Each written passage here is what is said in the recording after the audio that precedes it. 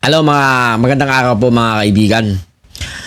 Isa na naman pong edisyon ng vlogs or content para po sa mga GGS at loyalists. At syempre dagdag na lang natin yung mga kakamping.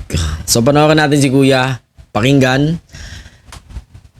May ano dito may real talk diba? Kumbaga, kung yung utak mo malawak, naiintindihan mo to.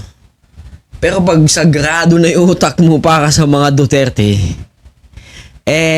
bahala ka na doon. Wala na kaming pakialam doon, di ba? Kung gusto mo magpakamatay para sa mga Duterte, why not? Di ba? So, pakinggan muna natin si Kuya.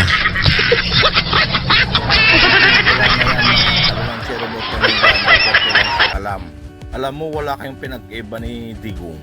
Noon sinabihin niya si Ma'am Leni na hindi siya pwedeng maging presidente. Ngayon naman nakaupo na si BBM, gusto niya pa rin sirain. Weak leader daw siya. Anong ibig niyang sabihin? Siya lang ang magaling. Mas gugustuhin ko pang maging presidente si Ma'am Leni kaysa... Yung mga paninira kasi ng mga Duterte, kumbaga, napasarap sila sa kapangyarihan. Ha?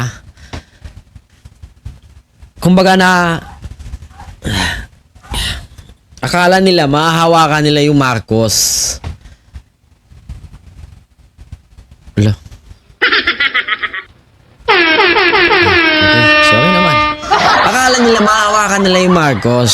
Kasi nandyan nga din naman si Sara. So gusto nila ipagpatuloy yung mga katarantaduhan nila. Pero wala. Hindi pinayagan ng administrasyon. Ayun, nagalit sila. Kung ano-ano ang sasabi, kung ano-ano ang pinagbibintang, kung ano-ano paninira ang ginagawa, mga peddlers. So, wala na yung ano nila, hindi nagtagumpay yung mga plano nila na pang-agaw muli ng posisyon. Gusto nila makabalik di ba? Masyado nilang minamadali. Kaya, ewan ko kung may naniniwala pa rin sa kanilang matino, for sure, pag tanga ka at panatiko ka, for sure, Duterte ka, di ba? Lalong-lalo na sa mga DDS. Di ba? So, pangit. Hindi natin alam kung ano, di ba? Tuloy mo Kuya. Kaya sa Sara na yan, nakahanda na kayo para sa 2028. Siyempre kami din nakahanda na. Ang part 2 ng bagong Pilipinas. Alam mo kung bakit? Parehas kayo ng amo mo. Tapos na ang trono ng amo mo, dada pa rin kayo ng dada.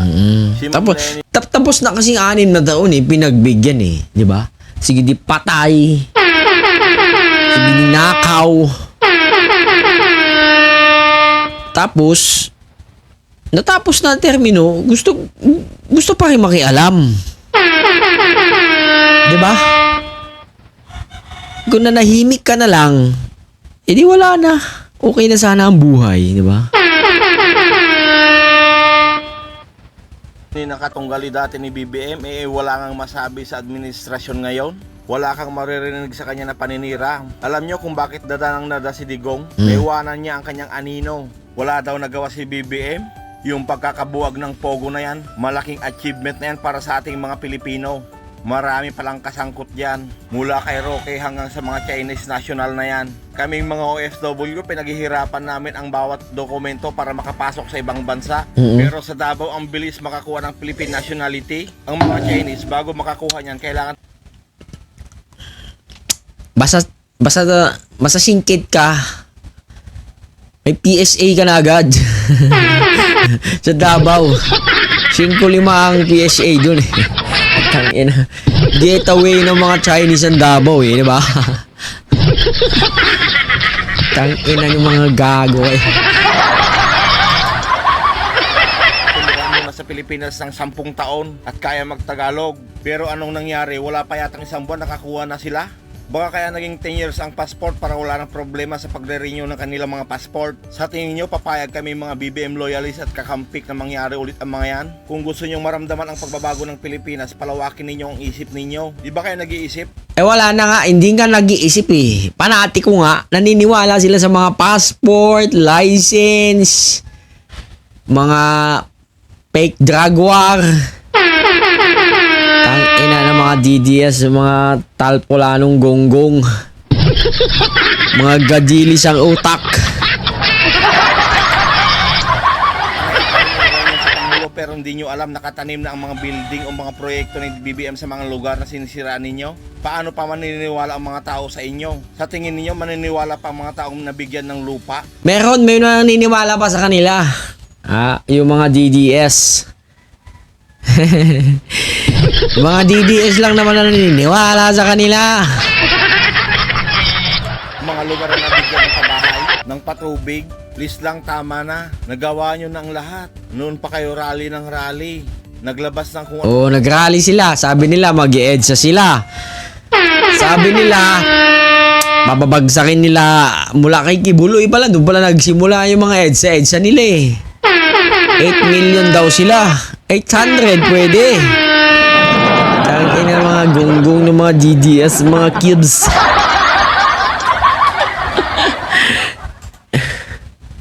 video na yan. Lagi niyong sinasabi na sinisiraan ni BBM ang mga Duterte. Bakit? Oh, bakit? Anong benefit kasi nun? Bakit gustong siraan ni Marcos ang mga Duterte? Ha? Tama nga naman si Kuya. Anong mapapala ni Marcos? Presidente na siya para siraan ang mga Duterte. Para sirain si Sara.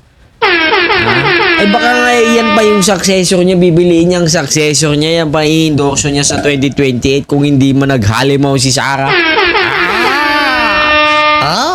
Dami kasing kalukuhan ginagagawa eh. Na kailangan pa ko nun ng 100 bilyon para maayos ang educational system sa Pilipinas. Pucha, 100 bilyon? Ang ina, ba't nakaya ngayon ni Sani Angara, di ba?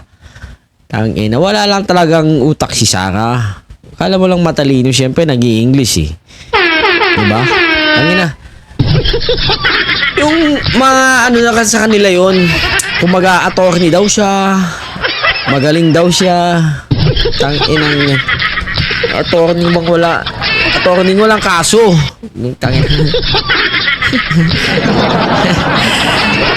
Alam mo, pag gadilis talaga ang utak mo, walang mangyayari sa'yo.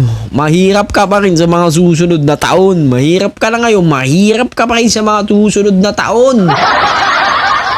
Tangna mo. Kailangan gawin yun, siya na ang presidente. Ano bang paninira ang nagawa ni BBM kay Duterte? Sige nga, sabihin nga ninyo. Sasabihin ninyo, sa ICC na naman. Kung walang biktima, walang kaso. Tanungin nyo kay Trillanes kung bakit niya nagawa yun. Oo nga. Bakit? Kahit sino naman presidente, i-implement yan eh. Maliban na lang kay Sara, syempre. Alam naman na-implement niya eh. Ama niya yun eh.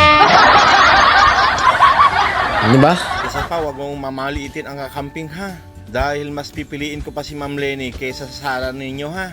Nagan na pala ang kumadain, Sara. A big no. Walang silbi ang... Tama. Lahat ng sinabi ni Kuya, tama. Kung gadilis ang utak mo, hindi mo maintindihan yun. Ha? Sige na. Hanggang sa muli. Like, comment, and subscribe.